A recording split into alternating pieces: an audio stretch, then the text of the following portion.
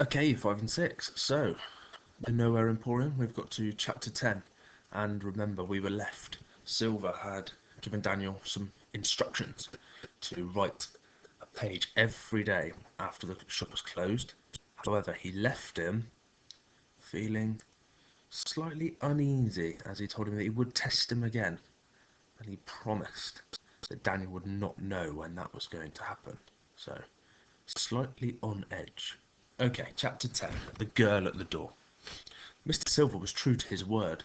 He allowed Daniel to write one page in the Book of Wonders each night, and as soon as Daniel's mind was overflowing with ideas and possibilities, he dreamt up plans for new wonders as he cleaned the shop, and he followed customers as they entered the labyrinth of corridors, watching and learning all the time. He was determined to show Silver that his first attempt had not been a fluke. His connection to the book remained strong, and Mr. Silver seemed impressed and delighted as each new wonder appeared, though he tried to hide his excitement, rarely giving any compliment other than "it will do." Daniel also formed a routine to ease the fear of his dreams. Whenever he woke from a nightmare, he'd climb from bed, walk to the shop front, and gaze at the stars above Venice. The stillness of the city and the beauty of the night sky comforted him. One night, as he stepped through the red velvet curtain, a cool breeze flew in from the canals. The shop door was already open. Daniel recognized the girl at the door right away. She was the first person he'd seen when he'd woke up in his room at the Emporium. She stood in the doorway, curls of hair swaying in the breeze as she gazed out at the city on water, oblivious to Daniel's presence. He watched her curiously. She was gripping the doorframe so tightly that her knuckles had turned white as bone. Her whole body seemed to shake as she lifted one foot from the floor and tried to step forward, out of the shop.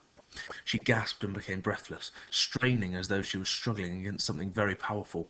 Then she pulled her foot back and slumped against the doorframe. She began sobbing into her hands. Daniel shifted from foot to foot. He was not very good with girls. Girls who cry were well out of his range of experience. "Are you all right?" he asked, because it was the only thing that came to mind. The girl jumped at the sound of his voice. She shot him a look so sharp it could have burst a balloon. "Do I look all right to you?" she said, rubbing her eyes. Well, Daniel fumbled with his words. "Is there anything I can do?" The girl shook her head. "You? There's nothing you can do." She sniffed and narrowed her eyes. "What are you playing at anyway, spying on me?" Oh, no, no, no, it wasn't like that," said Daniel. "I wasn't spying. A thought occurred to me. Anyway, you're one to talk about spying. When I first woke up, you were peering through the window into my room." "That was different," said the girl with a shrug. "This is my home. I was making sure you weren't a murderer or something." "Why didn't you come back?" said Daniel. Another shrug. "Papa told me to keep away. He said I'm a bad influence and he doesn't want anybody distracting you." "Papa? Mr. Silver? He's your dad?" "Yep, I'm Ellie." A mischievous smile spread across her face. "I'm a huge disappointment. I mean, he loves me to bits, I know that, but Papa wanted me to follow in his footsteps." She put on a deep voice and an impression of her father. "Take over the business. Keep it in the family." "But there isn't a magic bone in my body. I'm useless. So he's been banging on about finding an assistant." She frowned. "I never thought he'd actually go through with it. He's never invited anyone behind the scenes before. But here you are." She looked him up and down. "How can a person be so skinny? You look like you'd blow over in a breeze." Daniel patted his stomach. "Not that skinny," he mumbled. "What's he got you doing anyway?" "Cleaning, mostly," said Daniel. Ellie wrinkled her nose. "You're a skivvy. Doesn't sound much like fun. Have you seen many of Papa's wonders? The Circus of Bones, the waterfall? What about the fountain? Oh, I love the fountain. Funny to think that all the pretty watery stuff is actually imagination, isn't it? The Emporium takes it from customers, uses it like petrol in a car, I suppose. Papa's very clever." "Yeah, I've seen one or two," said Daniel, skipping over the fact that he had actually created a number of his own. He didn't think Ellie would think much of that. He'd seemed like a teacher's pet. "Of course," said Ellie. "Papa used to be able to power all of it on his own, but he's getting older, you see. Well, not really older. Time does weird things in the Emporium. Papa hasn't aged at all for years." Her eyes sparkled. "The wonders make life bearable around her. I'll show you my favourite." And she began to pull him by the arm towards the velvet curtain. "I thought Mr. Silver told you to keep away from me." "Technically," said Ellie, "you're the one who found me, so I'm not breaking any rules. Plus, he knows I'll get to you in the end." Back through the curtain, up and up and up they went, staircase after staircase. "You know what's weird?" said Daniel. Ellie looked at him sideways. You? Apart from me, said Daniel.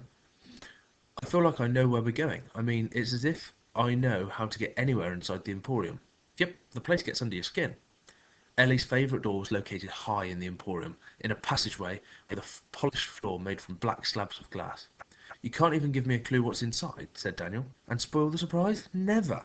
Not knowing what's coming is part of the magic. It's a sort of test, I suppose. I've had enough tests, said Daniel. But it occurred to him then that perhaps Ellie was presenting him with the second test Mr. Silver had mentioned, the one he wouldn't see coming. You will like this one, I promise. She halted and indicated the arched door ahead.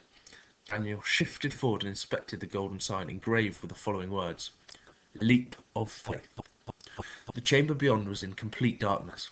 Daniel took a slow step back. Don't be shy, she said, twisting a lock of hair around her finger. Look, if we're going to get along, you'd better get used to having a little fun. I like having fun, said Daniel, edging towards the doorway. He pointed into the blackness. I'm just not sure this looks fun. I'll go first, Ellie said. I've done it 1,000 times. Ready? Before Daniel could say anything else, Ellie grabbed him tight, wrapping her arms around his waist and pulling him over the edge. He was falling so fast, with the wind tearing into his face and his eyes and his ears, and he couldn't breathe. Ellie was no longer holding him. He shut his eyes tight, waiting for the moment when he smashed into the ground. It did not come. When he opened his eyes, the world around him came to life. Glimmering points of light erupted in the blackness, illuminating the heavens. Some were arranged in familiar constellations, others scattered like spilled diamonds. Daniel realized he was no longer frightened, and he was no longer falling. He let out a whoop of delight, the cool night air whipping through his hair as he flew, free as an eagle, through the night sky. Told you, Ellie called as she tore past. They lost sense of time as they flew, through fluffy clouds and falling snow in the crystal sky, until at last Ellie turned to him. Head for the moon, she shouted. I'll race you. Daniel did as she asked. The stars began to disappear and the moon shifted and walked, becoming a familiar arch of the doorway. They stepped from the sky onto the solid Emporium floor. So? Said Ellie, hopping on the spot. What do you think? Daniel smiled at her enthusiasm. Magic, he said. Of course it's magic, she said. Magic is what Papa does best. Daniel glanced back at the leap of faith doorway as she led him away. How can one person do all of this? Mr. Silver, there are hundreds of doorways, thousands even. How has he had time to do it all? Ellie smirked. Like I said, time does funny things. Papa's been around for a while. You mean he's old? Older than he looks? Much older. He's very, very old. A staircase rumbled and shifted as they climbed it. Another thing, said Daniel. When the shop is open, you can't turn a corner without bumping into a fire breather or juggler or something. Where are they now? Where do they go when we shut? Come on, said Ellie. I'll show you. 5 minutes later, they were at another door with a sign that read, Staff Only. Through they went, stepping into a revolving glass door, which deposited them on a grand, open room with pillars of black marble and a sweeping staircase. The carpet was deep and soft. At the far end of the room, between the golden elevators, was a service desk. Daniel had never stayed in a hotel, but he had seen them in the movies and magazines, and this place seemed at least as posh as the places Hollywood stars like to stay. This is the Nowhere Hotel, said Ellie. Every member of staff has a room here. It's not bad, is it? Said Daniel.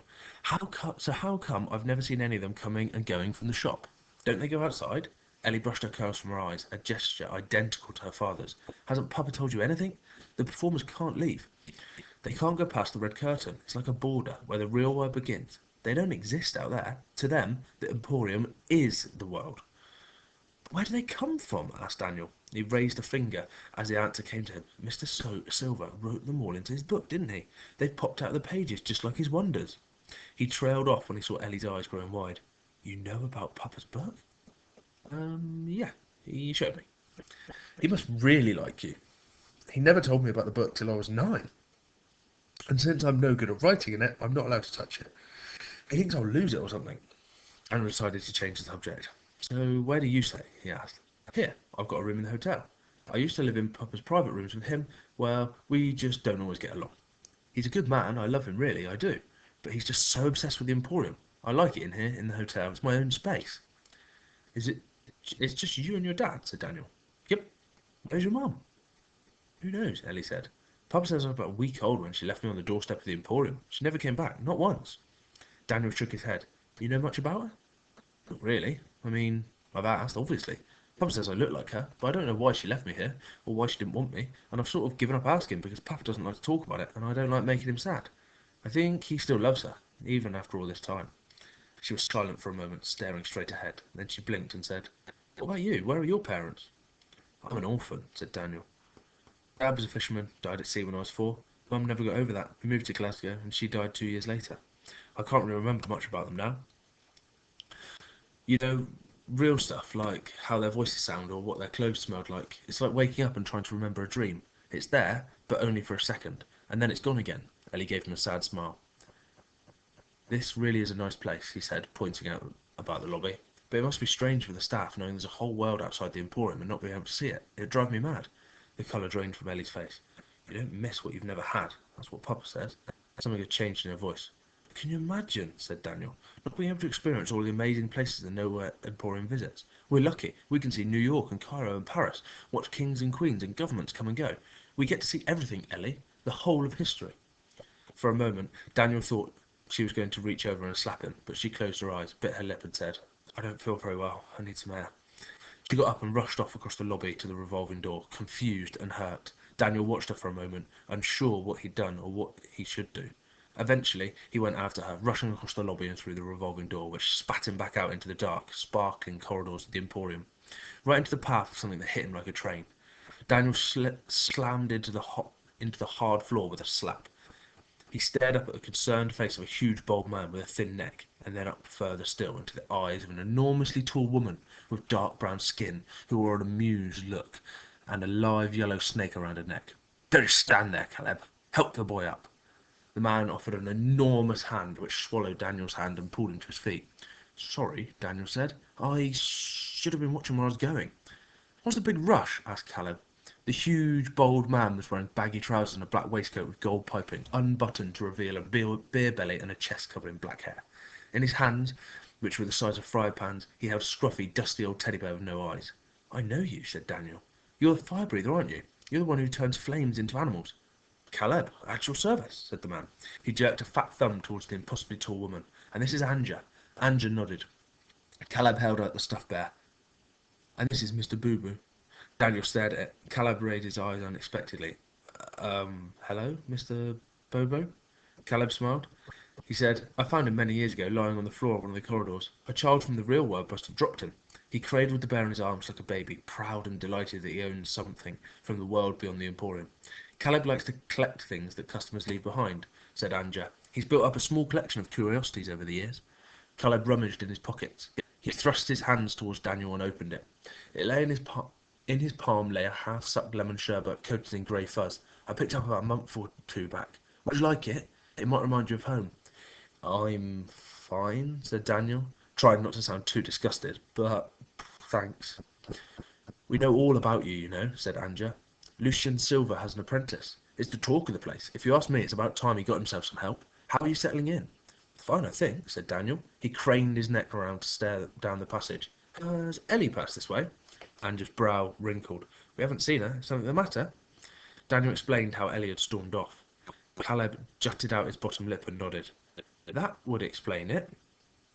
"What? Explain what?" "My guess," began Anja, patting her tightly curled black hair into her place, "is that Ellie became angry because you're talking about how you were free to discover the world outside the Emporium walls." Daniel's mouth pursed. "But why would that make her mad?" Caleb placed a heavy hand on Daniel's shoulder. "Because she's in the same boat as the staff," he said. "She can't leave the Emporium." "What? How come?" "We don't know the ins and outs of it," said Anja. "It's private business after all. Ellie doesn't like to talk about it, but she's a lonely girl, you know. Daniel, you must be the first person from the outside the Emporium to talk to Ellie in, well, goodness knows how long." "Really? What about the customers? She must talk to them, surely." Caleb shook his big head. "No, they can't see her or hear her. Something in the magic of this place has made Ellie invisible to anyone who isn't part of the Nowhere Emporium.